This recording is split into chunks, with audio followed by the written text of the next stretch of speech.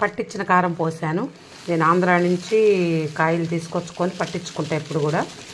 అవి మంచి ఘాటుగా చాలా బాగుంటాయి. చూడండి, ఇప్పుడు ఒక గ్లాసు ఆవు పిండి వేసేసా. గ్లాసు బాగుంది, వేసేసాను.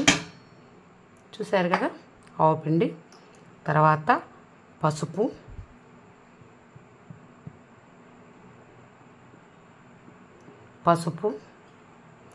తర్వాత మెంతిపిండి. మెంతిపిండి కూడా ఇక చూడండి, 1 2 3 4 స్పూన్లు వేస్తే చాలండి దీనిలో. ఎందుకంటే ఇంతకన్నా వేసామనుకోండి మనం చేదు వస్తుందన్నమాట.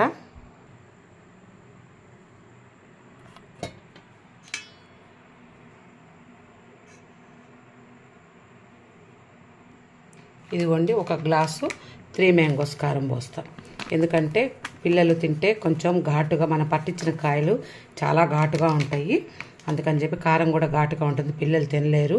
వాళ్ళు పెరుగన్నంలోకి దీనిలోకైనా ఒక ముక్క వేసుకుందామంటే అందుకని ఇదిగో చూడండి, ఎర్రగా 3 మ్యాంగోస్ కారం వేసేది. ఎర్రగా ఉంటుంది కానీ కారం ఉండదు.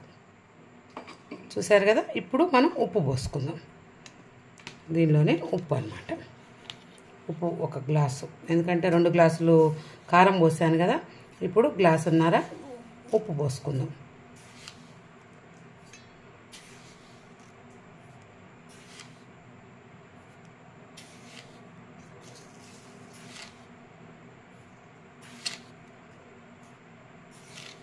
గ్లాసున్నర ఉప్పు, గ్లాసున్నర ఆవు పిండి, 2 గ్లాసులు కారం, 1/4 గ్లాసు, అంటే 1/4 గ్లాసు కూడా కాదు, 5-6 స్పూన్లు మెంతిపిండి.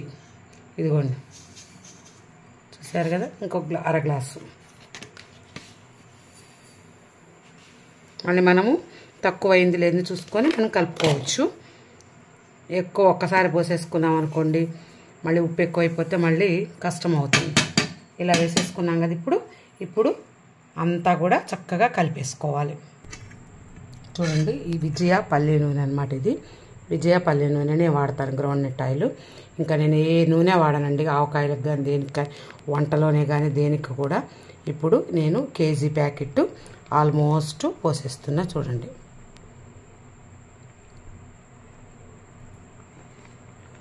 కేజీ ప్యాకెట్ ఆల్మోస్ట్ పోసేసాను అనమాట. ఇట్లా పోస్తే మనకేంటంటే చక్కగా ఆవకాయ ముక్క కరకరలాడుతూ ముక్క నిలవ ఉంటుంది.